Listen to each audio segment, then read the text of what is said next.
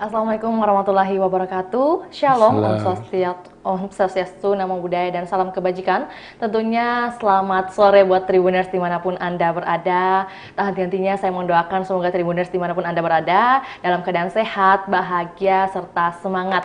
Terlebih lagi untuk menyaksikan program pada sore hari ini. Tentu saja senang sekali rasanya saya Fiorena Jiretno dapat menjumpai Anda dalam program spesial sore ini, yaitu podcast series yang telah diusung oleh Tribun Timur dalam rangka memperingati Hari Ulang Tahun Kota Makassar yang ke-415 tahun, di mana nantinya program ini akan mengundang dan juga berbincang bersama kepala wilayah kecamatan-kecamatan yang ada di Kota Makassar terkait hal-hal yang menjadi kebanggaan serta inspirasi dari kecamatan yang ada di Kota Makassar dalam 1 tahun terakhir juga ke depannya. Nah, tentunya pada series ke-15 ini sudah hadir bersama Vio satu narasumber yang sangat keren tentunya, yaitu camat dari Kecamatan Rapocini, yaitu ada Bapak Syahrudin Esos, Magister Administrasi Pembangunan. Dan tentunya tema kita pada sore hari ini yaitu membahas tentang lorong wisata dan juga pelayanan warga di Kecamatan Rapocini. Untuk itu langsung saja kita sapa narasumber kita pada sore hari ini. Halo, Assalamualaikum warahmatullahi wabarakatuh, Bapak. Waalaikumsalam warahmatullahi wabarakatuh. Oke, gimana kabarnya, Pak? Alhamdulillah baik. Baik ya, tentunya harus semangat pada sore hari ini, Pak. Siap.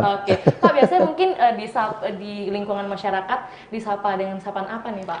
Akrabnya? Kalau saya paling akrab ini panggil Pak Alu. Oke, Pak Alu. Jadi Vio boleh panggil Pak Alu Siap. hari ini, Pak? Iya. Oke, siap, Pak Alu. Pak, mungkin aktivitas belakangan ini lagi disibuki dengan kesibukan apa saja nih, Pak? Mungkin bisa diceritakan dulu nih. Oh iya, terima kasih. Oke, Pak. Teman-teman pemirsa podcast Tribun Timur. Jadi hari-hari terakhir ini kami memang dalam rangka menyambut Hari Ulang Tahun Kota, kita sibukkan dengan beberapa kegiatan yang tentunya mengarah kepada kegiatan-kegiatan kewilayahan. Satu diantaranya adalah pelaksanaan lomba lorong wisata.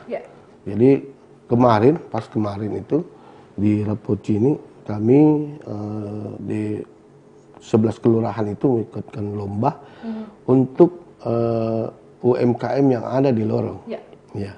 Jadi 11 kelurahan itu kemarin bersaing untuk pelaksanaan lomba UMKM yang mana hasilnya ya cukup menggembirakan juga. Ternyata dengan lomba yang dilaksanakan kemarin itu saya sendiri camat, saya baru tahu bahwa kalau ada produk-produk lorong, produk-produk lorong yang ada di kelurahan itu yang sudah mendunia, sudah sampai ke luar negeri. Satu diantaranya adalah Bandeng Presto. Presto ya, Pak? Iya. Okay. Rupanya menurut pengakuan dari ownernya, kita sudah dipesan sampai ke luar negeri, Pak, sampai ke Malaysia, sampai ke Asia, pokoknya di Asia Tenggara, dan itu luar biasa. Sampai kita bertanya, kalau sebulan itu omsetnya kira-kira berapa, itu dia sampai menyebut omsetnya sampai 10 jutaan. Padahal ini home industry. Nah, ini yang jadinya bisa kita angkat ke tingkat kota, pembinaan-pembinaan yang tentunya secara rutin oleh masing-masing SKPD. Karena ini sudah menjadi bukti bahwa ada warga kita yang mampu. Belum lagi di tempat lain yang seperti di Kelurahan Bontomakio itu ada juga yang kuliner yang juga sudah keliling Indonesia, terkenal. Kita sampai bertanya, ini pasarnya kayak apa? Iya, betul, Pak. Rupanya sudah bermain di digitalisasi, marketplace-nya juga sudah bagus melalui online dan sebagainya. Dan inilah yang sebenarnya yang mau digali oleh Pak Wali dengan program Makassar program lorong wisata ini. Karena banyak potensi-potensi warga yang selama ini tidak diketahui oleh pemerintah kita. Dan untuk itu melalui kesempatan kemarin kita bersyukur banyak yang bisa, dan rencananya kita akan menampilkan semua produk-produk itu nanti tentunya dengan kemasan yang lebih bagus pada saat Rakernis Apeksi. Rencananya kan kita Rakernis Apeksi nanti di tanggal 9 Juli bertepatan dengan Hari Ulang Tahun Kota. Kita akan kedatangan tamu wali kota seluruh Indonesia dan tentunya dengan teman-temannya. Ya, pastinya itu kita harapkan nanti akan membawa berkah bagi teman-teman UMKM. Karena biasanya kalau kita yang keluar, yang kita laksanakan di luar, terus pemerintah Kota Makassar, lumayan juga belanjanya ibu-ibu yang membeli hasil produknya daerah lain. Mudah-mudahan apa yang terjadi nanti besok ini seperti itu nanti, sehingga ada transaksi-transaksi yang bisa membuat warga kita lebih baik daripada saat ini. Gitu. Iya. Jadi kesibukannya bisa dikatakan mungkin mengurusi lorong-lorong wisata yang ada nih. Ya, Pak, satu di antaranya. Tugas utama ya Pak. Ya. Di mana kemudian ada info baru, kemudian ada produk-produk yang sudah terkenal ini hingga ke mancanegara bahkan ya Pak. Oke Pak. Pak mungkin terkait lorong-lorong wisata yang sudah disebutkan dan juga produk-produk yang berhasil dikeluarkan nih. Pak, tentunya menjadi pertanyaan bagi Tribuners, bagaimana sih atau juga kondisi dari kondisi geografis atau juga profil singkat yang bisa disampaikan oleh Bapak terkait Kecamatan Rapoci ini Pak? Silakan. Jadi untuk Kecamatan Rapoci ini kita itu terdiri dari 11 kelurahan. 11 kelurahan ya Pak. Ada Kelurahan Balaparang, terus Kelurahan Gunung Sari, Botomakio, kemudian Mapala, Minasaupa, kemudian ada Kelurahan Tidung, ada lagi Kelurahan Karundeng. Ya, jadi ada 11 kelurahan yang kami kepalai. Kemudian luas wilayah Rapoci ini itu kurang lebih 9,3 km persangkar. Nah, penduduknya kurang lebih 150 juta jiwa.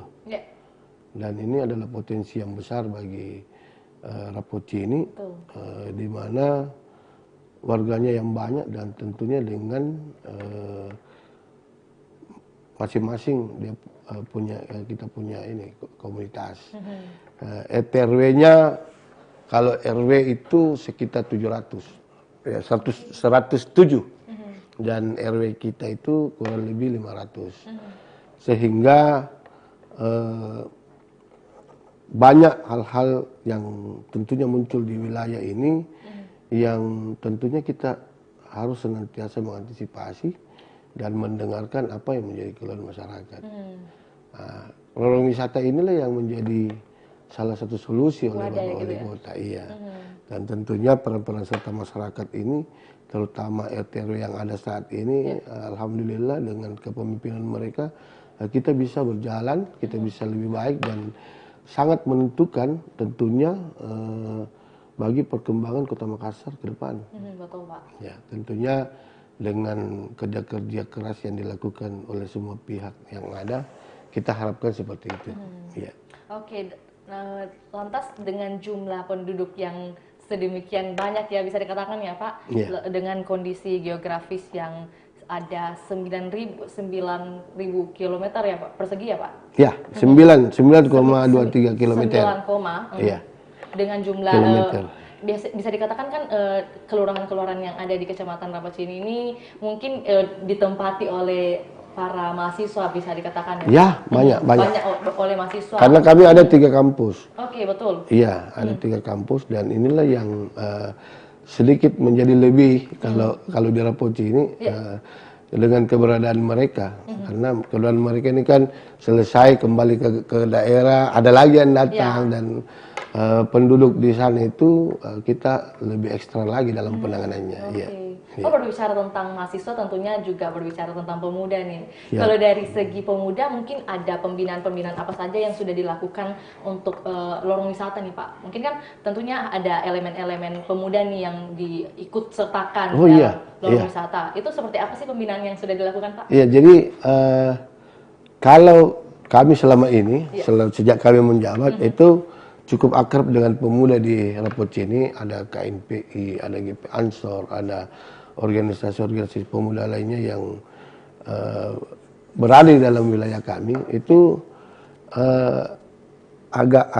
kami agak sedikit lega karena mereka yang berbaur dengan masyarakat. Jadi mereka yang aktif kepada Pak Lurah, kepada Pak Camat, menyampaikan, Pak Camat, saya bikin apa lagi, saya kerja apa lagi. Dan ini yang kita sambut baik karena terus terang bahwa wilayah-wilayah seperti yang dekat kampus itu wilayah ini memang pemudanya banyak dan itu mereka semua aktif untuk melaksanakan program-program pemerintah Kota Makassar.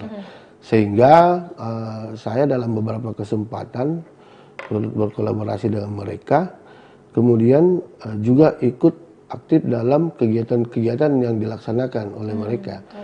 Baik itu kerja bakti massal bersama warga, kemudian ada kegiatan-kegiatan sunatan massal yang diadakan di warga yang mengundang warga yang ada di lorong, dan ini semua bersinergi setelah berkoordinasi dengan pihak pemerintah kota melalui Pak Wali. Tentunya mereka diarahkan, ya sudah buat aja di lorong. Dan itulah pengajian dan lain sebagainya. Ini semua tidak lepas dari teman-teman pemuda yang ada di Rapocini. Dan ternyata malah inisiatif dari pemuda itu sendiri ya Pak. Karena kan biasanya mungkin secara umum nih, kalau berbicara tentang pemuda pada ini ya Pak, agak bodoh amat biasanya. Tapi kalau di Kecamatan Rapocini malah sebaliknya ya Pak. Alhamdulillahnya mereka yang inisiatif untuk menawarkan diri. Kegiatan apa lagi nih Pak yang bisa dilakukan? Oke, siap Pak. Pak, mungkin terkait tema kita hari ini kan ada 2 poin yang kita mesti bahas nih Pak. Ada lorong wisata dan juga pelayanan. Nah, kemudian yang menjadi pertanyaan dulu nih Pak, total ada berapa lorong wisata yang sudah hadir di Kecamatan Rapocini nih Pak? Alhamdulillah dari 11 kelurahan, kita kan diwajibkan 7 lorong per kelurahan. Jadi Rapocini untuk tahun 2022 ini kita siap 77 lorong. Sudah siap 77 lorong. Yang mana oleh Pak Wali Kota sudah menyampaikan kepada seluruh lurah bahwa kalian semua harus siap karena saya akan datang dalam kesempatan yang tidak kalian duga. Tidak terduga ya. Tidak terduga, iya. Jadi saya di mana saya mau singgah, saya singgah. Nah, sehingga para lurah ini dan teman-teman RT RW yang ada di wilayah, khususnya di lorong ini, mereka semua siap siaga dalam rangka kunjungan Pak Wali yang tidak diduga-duga ini. Sehingga alhamdulillah ada beberapa kelurahan yang sudah menjadi unggulan lorongnya, itu malah kita sudah mendapatkan penghargaan lebih duluan. Dapat penghargaan ya Pak? Ya, seperti yang pertama itu di lorong dikasih-kasih, di lorong kasih-kasih itu kemarin oleh Ibu Wali Kota diikutkan dalam lomba lorong hatinya PKK. Alhasil setelah diseleksi seluruh Kota Makassar, kita terbaik 1. Terbaik 1. Ya, diikutkan pada tingkat kota tingkat Sulawesi Selatan, PKK Sulawesi Selatan. Tim penilai dari Sulawesi Selatan pun datang. Jadi semua kabupaten mengusulkan 1 unggulannya. Ternyata setelah selesai diseleksi, Makassar lagi yang juara. Jadi juara 1-nya itu ada di Kasih-Kasih. Kelurahan Kasih-Kasih, Kecamatan Rapocini. Ini satu kebanggaan. Kemudian yang kedua, kita pun ada lorong Blodul yang ada di Bontomakio. Itu pun kemarin oleh Pak Wali dipilih untuk tempat wawancara. Wawancara bersama siapa nih Pak? Ada media nasional. Media nasional. Pak Wali bilang ya sudah kita di lorongnya Rapocini. Jadi alhamdulillah ada kepercayaan lagi Pak Wali untuk ke situ. Dan setelah kita lihat di televisi cantik tuh itu Bontomakio. Jadi pasti ada alasan tersendiri bagi Pak Wali untuk memilih lorong tempat, yang ada di Kecamatan Rapocini. Tapi kan Pak, kalau Pak Wali itu jangan kepuas jangan kepuas. Ini belum apa-apanya, masih banyak kurangmu saya lihat. Tapi Jadi kita tidak bisa puas dengan dipilihnya tempat apa, pokoknya Pak Wali tidak bisa puas, harus jalankan semua karena di dalam lorong wisata ini semua item itu sudah ada lengkap. Siapa yang bina, siapa yang bimbing itu sudah siap semuanya. Dan kalau ada item yang tidak jalan, maka itu belum sempurna. Tapi ya alhamdulillah kami di Rapocini kita berusaha untuk mengembangkan. Seperti kemarin di Wontomakyo lagi, itu lorong sejahtera, disingkat Lontara. Jadi kalau Pak Wali itu minta supaya daerahnya, lorong wisata itu pakai nama luar negeri juga. Ya, jadi kita masukkan di situ. Ternyata keunggulannya, andalannya lorong sejahtera itu ternyata ada di budidaya maggot. Budidaya maggot di sana itu yang menjadi bahan pakan ternak itu sudah menjadi hal yang sudah biasa bagi warga sekitar. Kalau di lorong lain pasti apa itu, kenapa ada ulat-ulat? Betul. Tapi ternyata di sana itu sudah biasa bagi mereka karena mereka sudah menghasilkan. Hal yang tidak pernah diduga bahwa makanan sisa itu dikumpul di dalam satu wadah. Kemudian diteballah benih-benih lalat di sana untuk berkembang menjadi lalar kan. Nah ini satu hal yang tidak biasa sebelumnya. Tetapi sekarang setelah menghasilkan, masyarakat sudah bisa menggunakan menjual, wah itu sudah rame-rame. Ternyata ada cara untuk mendapatkan tambahan lain di samping kegiatan-kegiatan UKM lainnya seperti kuliner yang ada. Nah, inilah menjadi unggulan. Kemudian ada satu lagi di lorong Wontomakyo itu, di lorong sejahtera, itu warga di sana sangat menyayangi orang tua, orang lanjut usia, karena ternyata lanjut usianya hanya sisa 7 orang berapa. Itu di dalam kegiatan pemuda yang ada di sana, itu memberikan 1 hari untuk pelayanan kepada orang tua mereka. Jadi rame-rame mereka melakukan olahraga bersama lansia, kemudian menemani dia makan, kemudian ini satu hal yang luar biasa bagi saya karena ternyata yang berkembang di sana itu adalah teman-teman pemuda atau adik-adik mahasiswa kita yang kuliah di Fakultas Kesejahteraan Sosial gitu, yang melayani masalah-masalah sosial. Nah ternyata mereka setelah bergabung mengambil bagian untuk merawat orang tua. Jadi ditemani cerita, ditemani makan, terus dikasih bingkisan sebagai bentuk perhatian kepada mereka. Dan ini luar biasa. Kemudian ada lagi anak-anak kita yang terlantar di jalan itu langsung diambil oleh mereka. Sekarang sudah jumlahnya 15 orang untuk diberikan pembelajaran atau belajar gratis. Kemudian juga diberikan juga santunan yang mereka kumpulkan dari warga yang ada di situ. Dan inilah lorong wisata juga yang dimaksud Pak Wali. Hal-hal yang kita tidak sangka sebelumnya itu bisa kita ciptakan, tentunya dengan menjadikan lorong itu sebagai tempat mereka untuk melakukan segala aktivitas. Nah inilah lorong wisata. Jadi kalau ada tamu makan, ayo kita. Terus ada tamu yang mau lihat bagaimana warga lorong itu memperhatikan atau memelihara orang tua yang lansianya, ya seperti itu. Dan itu luar biasa bagi saya. Tentunya luar biasa Pak, karena dibandingkan dengan lorong-lorong yang ada mungkin, kalau bisa dikatakan yang baru saya dengar ini, dan juga pastinya Tribuners baru mengetahui ini Pak, bahwa bukan hanya dari segi perekonomian, dalam hal ini adalah kuliner yang biasanya di kecamatan-kecamatan kan, atau juga lorong-lorong yang ada di kelurahan kecamatan lain ini tentunya mengutamakan dari segi kemanusiaan nih Pak, kuliner. Tapi ternyata kalau di Kecamatan Rapocini sendiri ada unsur lain nih Pak. Ada lorong yang ada khusus yang mensejahterakan masyarakat juga. Tentunya dari segi sosial, bagaimana memperhatikan orang tua seperti yang dikatakan oleh Bapak. Tentunya ini menjadi kebanggaan tersendiri loh Pak ya. Dan saya juga berharap kepada semua teman-teman luar yang ada di Rapocini, kalau bisa contoh yang diberikan oleh Lorong Sejahtera itu bisa menular juga, karena ini satu hal yang sangat bagus sebenarnya.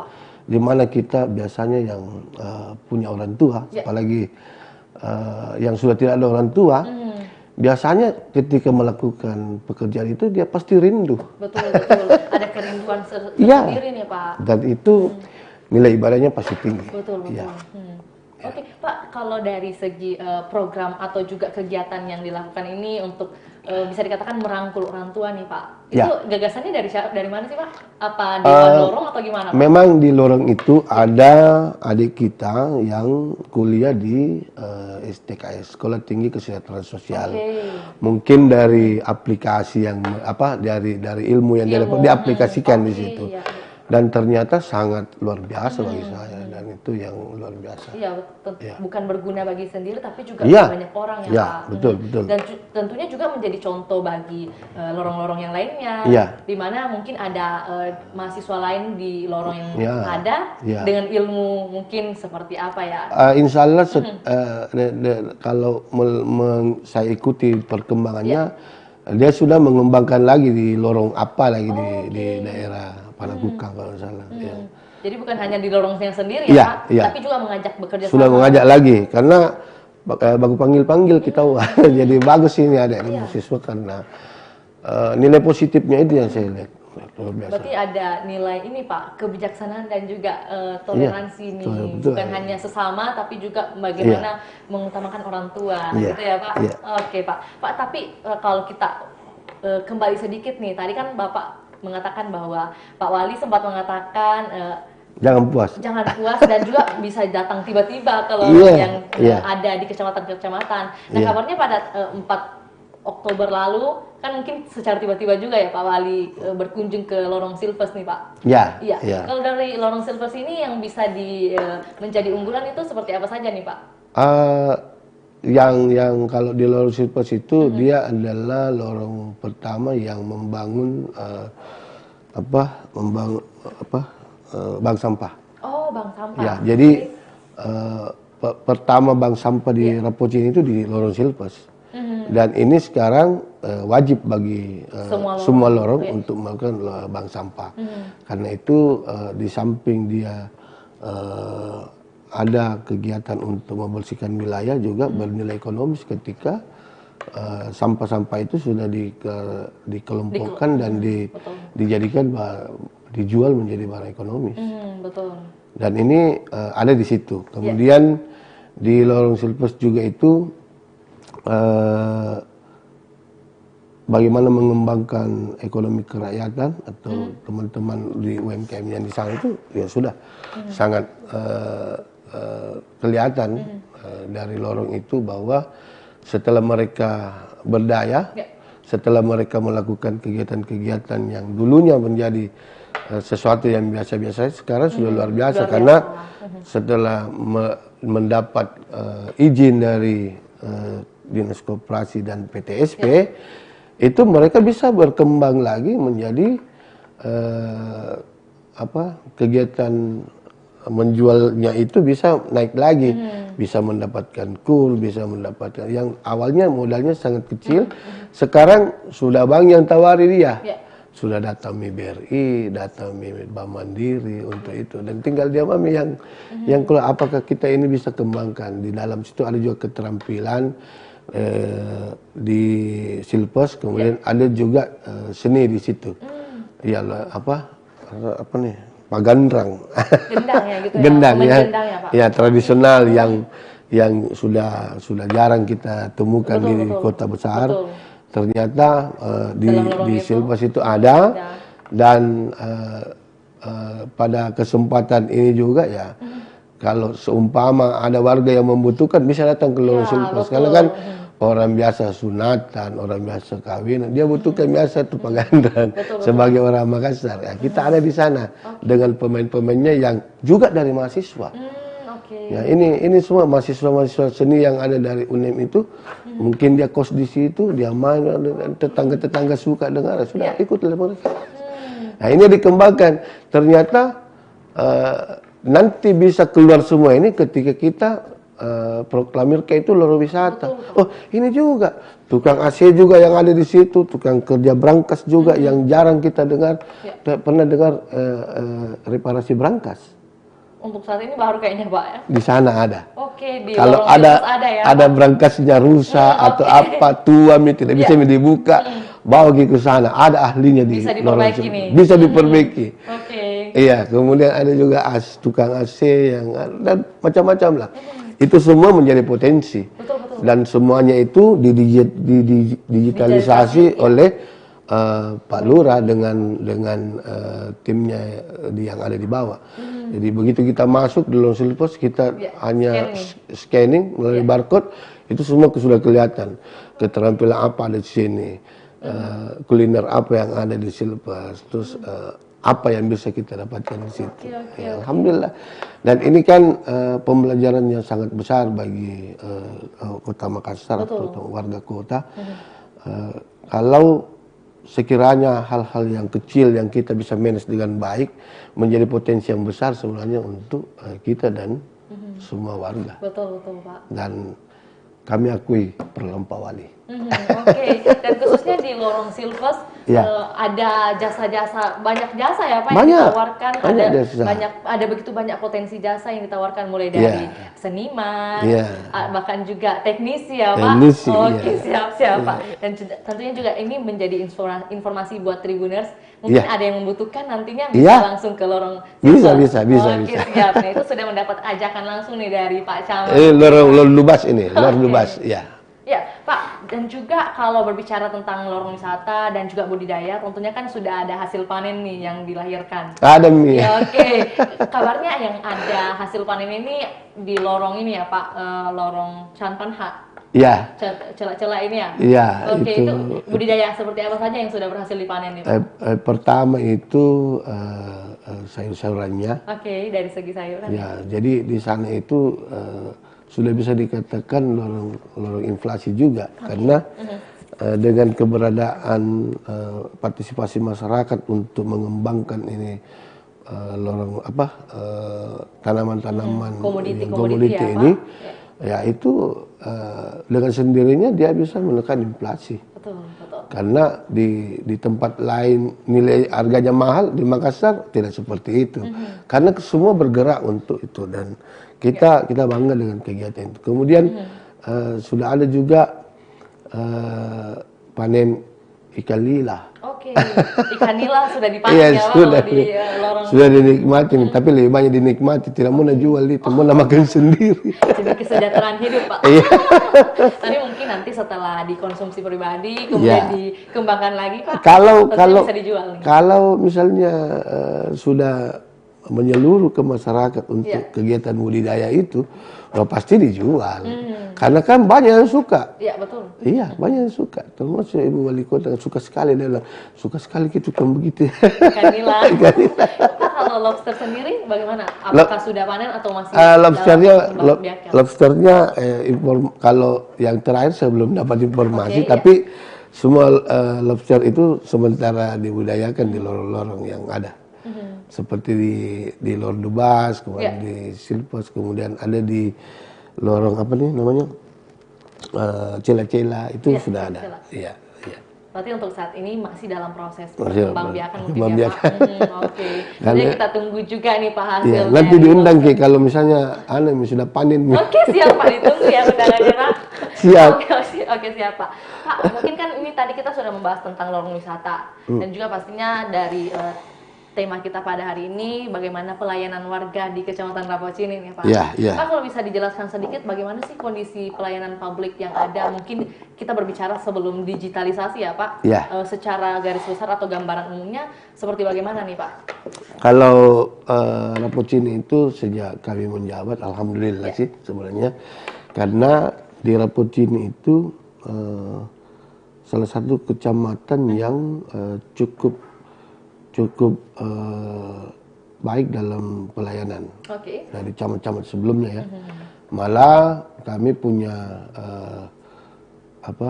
war room itu yang salah satu yang pertama-tama itu pernah tampil di tingkat tingkat Kota Makassar untuk kecamatan. Kita banyak menerima tamu dari luar, khususnya tamu-tamu yang mau mempelajari pelayanan-pelayanan pemerintah terhadap masyarakat di wilayah. Yang menjadi contoh itu ya selalu Rapocini. Ya. Berarti ada nilai plus sendiri ya Pak Alhamdulillah. dari Kecamatan Rapocini terkait pelayanan nih. Iya. Jadi kewajiban kami selaku camat yang terakhir hari ini, camat yang sekarang itu pasti melakukan pengembangan kegiatan. Jadi saya rencana pada tahun 2022 ini, sementara proses juga karena website yang kami dapatkan kemarin ketika kami masuk itu hampir sudah sudah tidak bisa mengikuti perkembangan. Jadi kami menganggarkan kembali untuk websitenya Kecamatan Rapocini. Sudah ada sih, cuman butuh pengembangan lagi. Kemudian untuk pelayanan kami mengambil kegiatan itu bagaimana pelayanan itu bisa lebih cepat dari apa yang ada selama ini. Seperti ada program Sipelor. Kalau dari Kecamatan Rapocini ada inovasi Sipelor nih. Iya, Sipelor itu sistem pelayanan motor lorong. Jadi dari kita jalan warga itu staf kelurahan atau staf kecamatan yang mendapatkan misalnya telepon dari warga bisa langsung berkunjung, kemudian hanya menyerahkan apa yang menjadi dasar daripada apa yang mereka inginkan, itu dalam waktu yang tidak terlalu lama dikerjakan, langsung dikembalikan lagi ke masing-masing. Tidak perlu ke kantor, hanya cukup menelpon saja, ataukah aplikasi yang kami sementara kembangkan ini nanti cukup diklik bisa. Begitu juga dalam pelayanan pembayaran retribusi persampahan yang hampir setiap tahun kadang-kadang menjadi masalah. Betul, Pak. Ketika dijemput, karena sekarang ini sudah bukan zamannya lagi jemput-jemput uang. Karena rawan untuk terjadi sesuatu tanda kutip yang tidak kita harapkan ya. Iya, kita tidak harapkan. Nah, dengan pelayanan seperti ini sudah ada program pemerintah melalui KIRIS itu yang itu nantinya akan dikembangkan melalui aplikasi, mereka tinggal klik masuk bayar. Jadi tanpa uang lagi untuk pembayaran, dan dengan cara ini diharapkan retribusi persampahan itu lebih maksimal. Betul. Dan ini tugas pemerintah sebenarnya, tugas kami di kecamatan dan kelurahan untuk mewujudkan itu. Sehingga menimbulkan juga rasa aman bagi warga bahwa retribusinya terbayarkan. Ini biasa ada dibayar tapi tidak nyampe. Ini tidak nyampenya ini akhirnya membuat kita pendapatan kita itu tidak capai target. Ya, kalau tidak capai target ya pasti penurunan lagi dalam hal pelayanan. Padahal masyarakat sebenarnya sudah memberikan.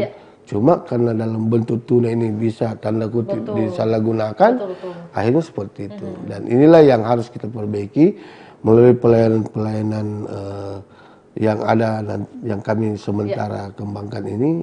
Insya Allah akan kita minimalkan lagi hal-hal yang tidak baik. Bagaimana kita meminimalisir ya Pak, semua kemungkinan buruk yang akan terjadi dengan mengefisienkan nih Pak, dengan adanya aplikasi yang tadi disebutkan ada Sipelor ya Pak. Sipelor ya. Pak, nanti mungkin kalau untuk aplikasi ini akan di-launching pada bulan berapa nih Pak?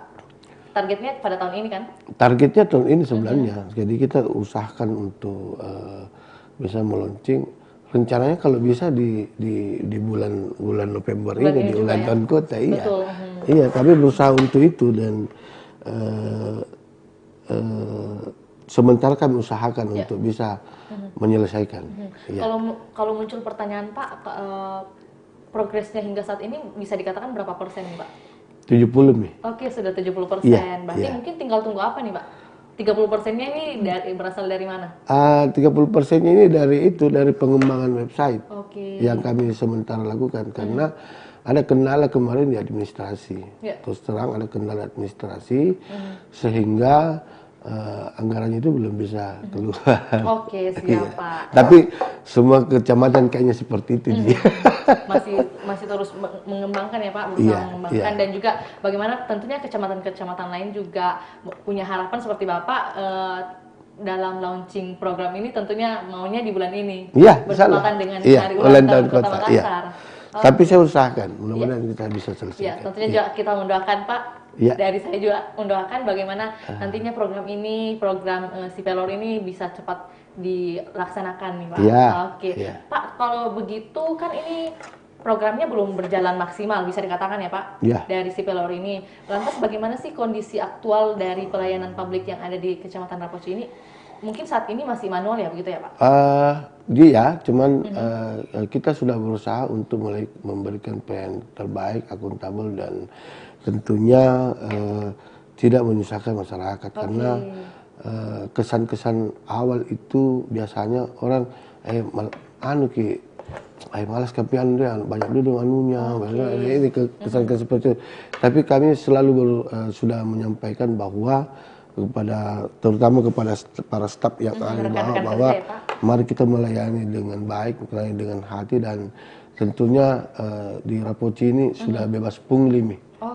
Tidak ada, jangan coba-coba karena kalau kita melaksanakan berarti kita hianati sebenarnya diri kita karena kan pemerintah sudah memperlihatkan keseriusannya dalam hal memberikan pelayanan terbaik. Tentunya kepada semua PNS tentunya sudah diberikan TPP dan itulah yang menjadi motivasi sebenarnya untuk memberikan pelayanan. Dan insya Allah di Rapoci ini saya sudah berkomitmen dengan para lurah jangan lagi ada pungutan-pungutan yang di luar ketentuan. Dan itu yang kita akan tuntaskan semua. Jadi memang Bapak pribadi dan juga sudah disampaikan kepada rekan-rekan kerja ya Pak bahwa harus bebas dari pungli ataupun calo nih Pak. Calo biasanya kan jangan dipakai begituan lagi. Iya betul, mending urus sendiri ya Pak, langsung datang karena juga pelayanan-pelayanan yang ada di kecamatan tentunya sudah disampaikan untuk bagaimana tidak mempersulit ya Pak. Karena mungkin kondisi sebelum adanya arahan seperti ini bisa dikatakan biasanya masyarakat itu agak takut ke karena dipersulit ya Pak. Merasa dipersulit. Merasa dipersulit. Padahal tidak tahu. Iya Pak. Tentunya menjadi informasi bagi masyarakat khususnya di masyarakat Rapoci ini Pak. Bahwa Kecamatan Rapoci ini sudah bebas dari pungli. Bebas. Dan tidak akan dipersulit. Tidak dipersulit. Siap Pak. Pak kalau berbicara tentang ini kan masa kepemimpinan Bapak mungkin dimulai pada bulan 8 tahun lalu ya. Berarti ini masih dapat pandemi Pak? Masih dapat. Pak menjadi pertanyaan bagaimana sih kalau pelayanan di Kecamatan Rapoci ini pada saat pandemi dan transisinya ke sini saat ini endemi? Jadi memang kami ikut program Pak Wali melalui Makassar Recover kemarin yang mana kita semua dari elemen pemerintah dan masyarakat yang ada kemarin itu memang kita meminta untuk tetap patuh pada protokol kesehatan dan alhamdulillah semua bisa kita jalani dengan baik dan semua program-program yang kemarin dijalankan di 2021 itu bisa kita laksanakan termasuk Recover Center yang sudah dibuat untuk bagaimana masyarakat itu bisa terlayani dengan baik melalui Recover Center. Dan 11 kelurahan itu kami semua sudah buat dan sudah lakukan pelayanan di dalamnya. Dan di masa endemi ini tentunya banyak yang bertanya, diapain itu Recover Center? Betul Pak, pasti menjadi pertanyaan. Selesai pandemi? Tidak.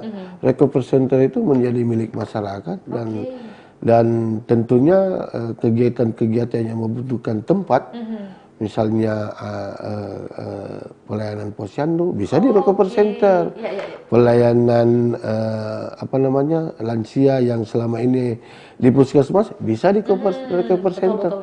Begitu juga kegiatan-kegiatan adik-adik yang membutuhkan tempat yang tidak terlalu luas, bisa silakan di Recover Center. Jadi kita arahkan ke sana untuk semua kegiatan-kegiatan yang sifatnya dibutuhkan oleh secara umum. Iya.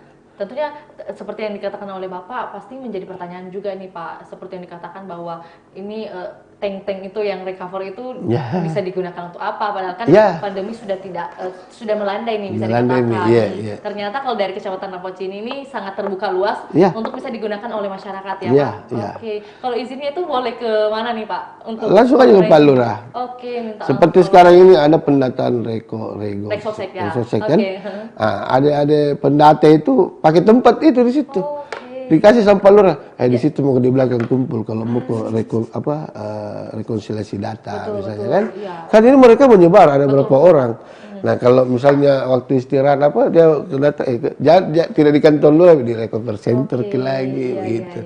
Kita upayakan seperti itulah dan ada beberapa adik-adik yang teman-teman remaja pemuda yang ada di wilayah itu biasa minta sih, Pak Camat bisa kerjaan itu, bicara mau sama Pak Lurah, bisa gitu. Oke. Tapi memang untuk masyarakat umum dibuka secara bebas ya, kalau bisa diterang, tapi sesuai dengan standarnya. Ya, terutama untuk tempat berkoordinasi, ETRW juga biasa menggunakan, ETRW biasa menggunakan tempat koordinasi di situ. Tidak melulu di kantor Lurah nih, mereka semua. Dan bahkan dengan adanya lorong wisata ini sudah bisa melakukan rapat koordinasi di lorong-lorong ya Pak? Iya, bisa. Oke, siap Pak. Pak, tentunya juga menjadi pertanyaan nih Pak Alu, bagaimana sih strategi atau langkah-langkah yang dilakukan untuk mempertahankan dan juga pengembangan dari lorong wisata dan juga pelayanan publik nih Pak? Kalau dari Pak Alu sendiri mungkin ada saran-saran apa yang diberikan kepada rekan-rekan kerja Pak? Kalau saya seperti Pak Wali saya, kuncinya satu, tidak bisa puas, tidak bisa cepat puas. Karena kalau kita sudah jalani yang satu, mungkin ada hal-hal yang berbau inovatif lagi yang bisa kita lakukan. Dan itu wajib bagi pemerintah kota untuk melakukan inovasi. Jadi perintahnya Pak Wali malah itu satu tahun itu harus ada inovasi dari. Iya, jadi Pak Lurah harus buat inovasi, Pak Camat harus buat inovasi. Semua pejabat pemerintah kota itu wajib untuk membuat inovasi. Dan inovasi itu bisa muncul dari wilayah-wilayah kita seperti di lorong itu. Jangan hanya satu saja sudah selesai. Makanya biasa banyak yang mandek ketika sudah selesai, apalagi malas berpikir, tidak inovatif. Dan itu menjadi tanggung jawab besar kami dari amanah yang disampaikan oleh Pak Wali Kota. Sehingga saya baru-barusan tadi saya rapat dengan para lurah, coba karena sekarang ada perintah lagi dari Bapak Wali Kota untuk memberikan inovasi masing-masing, satu lurah satu inovasi, camat juga satu inovasi. Kita pikirkan itu dan tidak usah jauh-jauh, saya bilang tidak usah jauh, kita di lorong aja mengembangkan. Sehingga inovasi ini berjalan terus. Mungkin besok inovasinya kita yang ada di sini nanti dikerjakan di sana menjadi inovasi barunya orang, tidak apa-apa.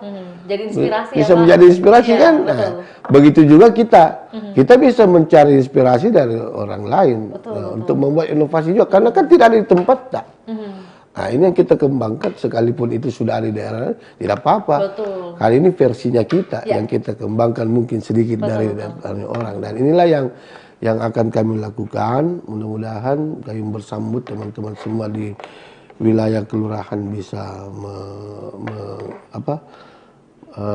melaksanakan arahan dari Pak Wali Kota, dan insya Allah kalau itu terjadi maka Makassar akan bukan lagi 2 kali tambah baik, lebih 2 kali lagi. 2 kali tambah baik ya Pak pastinya. Siap, Oke, siap Pak. Pak, kalau sesuai dengan statement Bapak tadi ini bahwa baru tadi siang ya Pak rapatnya?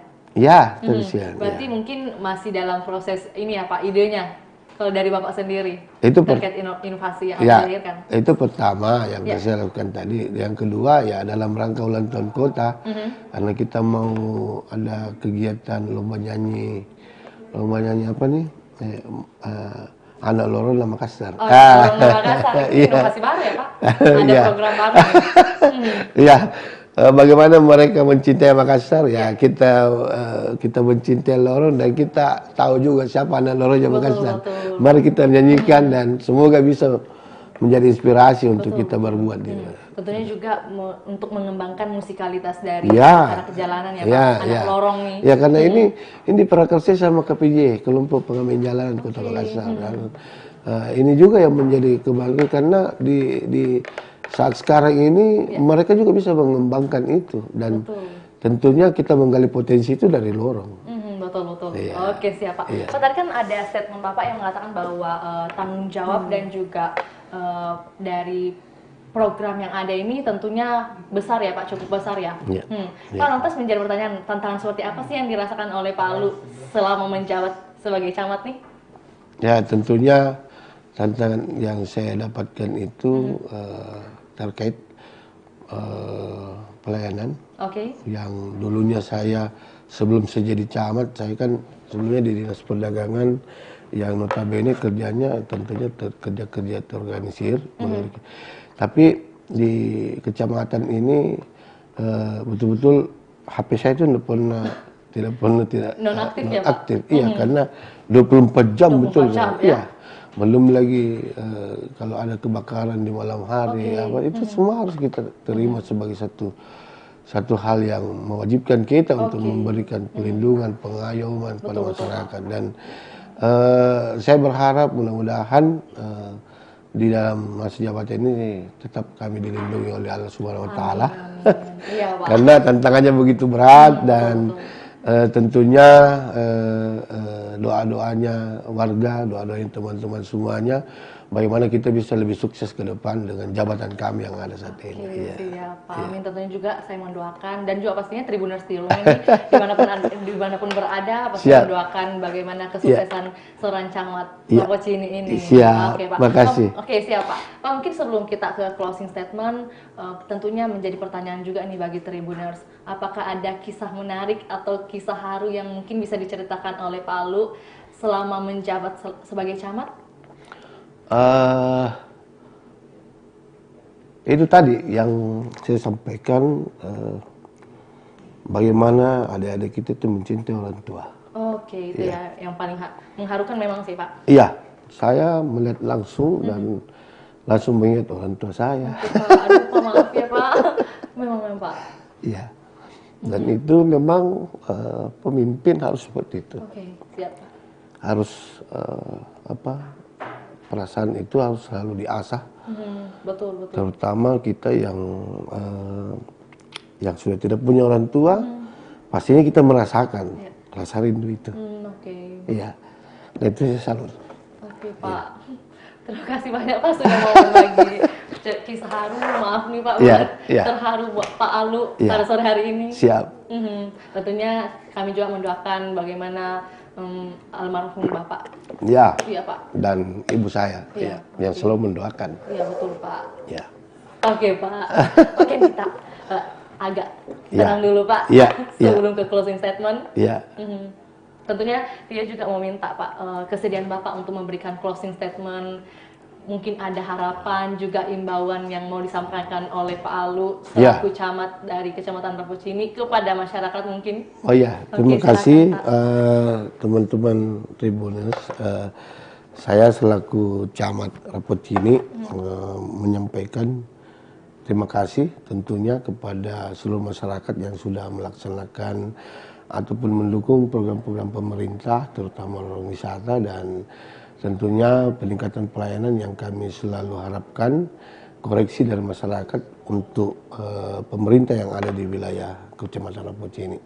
Dan saya berharap mudah-mudahan di ulang tahun Kota Makassar ini, Rapocini bisa menjadi kecamatan terdepan dalam pelayanan dan terdepan di dalam pelaksanaan tugas-tugas yang diserahkan oleh pemerintah. Demikian, terima kasih. Oke Pak, saya masih terharu loh Pak. Mohon maaf ya Pak, sudah bikin terharu. Tapi tentunya juga kita mau berterima kasih karena Bapak Alu ini sudah bersedia untuk membagikan informasi, juga edukasi buat sudah masyarakat. Luar biasa sekali karena saya bagian terakhir dari seri ke-15 ya Pak? Iya. Mungkin sebelum kita menutup program pada hari ini nih Pak, biasanya kan seperti camat-camat lain, kita mohon kesediaannya Pak untuk mengucapkan selamat hari jadi buat Kota Makassar yang boleh. 15 serta harapan Bapak nih ke depannya. Silakan Pak. Assalamualaikum warahmatullahi wabarakatuh. Saya Sahrudin, Camat Rapoci ini mengucapkan selamat ulang tahun untuk Kota Makassar yang ke-415. Semoga Makassar makin jaya, jaya dalam pelayanan, jaya dalam pelaksanaan inovasi yang selama ini selalu menjadi yang terbaik. Bravo Makassar. Bravo Makassar, luar biasa sekali. Mari kita beri aplaus yang meriah buat narasumber kita pada sore hari ini. Tentunya saya juga mengucapkan banyak terima kasih Pak, Pak Alu, sudah bersedia hadir di sela-sela kesibukannya untuk berbagi kepada Tribuners semua. Sama-sama, terima kasih. Saya juga terima kasih karena informasi ini pasti menyebar ke seluruh dunia. Betul. Oke, siap Pak, seluruh dunia ya? Iya, seluruh dunia. Metaverse ini pasti mendunia. Makaverse ini pasti mendunia. Terima kasih. Pak, sekali lagi terima kasih banyak Pak. Salamat Ki, Peduli Ki, salamat Ki. Sehat Ki Pak. Sukses terus. Tentunya kalau camat itu manusia setengah dewa. Oke, manusia setengah dewa ya Pak. Ada lagunya ya? Ada lagunya karena ya tidak bisa menghindar dari semua aduan masyarakat. Apapun sebesar apapun, sekecil apapun kita harus melayani. Siap. Terima kasih banyak Pak. Iya deh. Iya. Peduli Ki. Selamat Ki. Oke, siap. Dan juga buat Tribuners, terima kasih masih setia menyaksikan program kita pada sore hari ini, dan juga jangan lupa untuk menyaksikan program seri lain selanjutnya dan juga program Tribun Timur lainnya. Saya Fiona Jeretno mewakili narasumber dalam hal ini Pak Alu selaku camat dari Kecamatan Rapocini, juga tim atau kru yang bertugas pamit undur diri. Assalamualaikum warahmatullahi wabarakatuh. Sampai jumpa. Waalaikumsalam warahmatullahi wabarakatuh.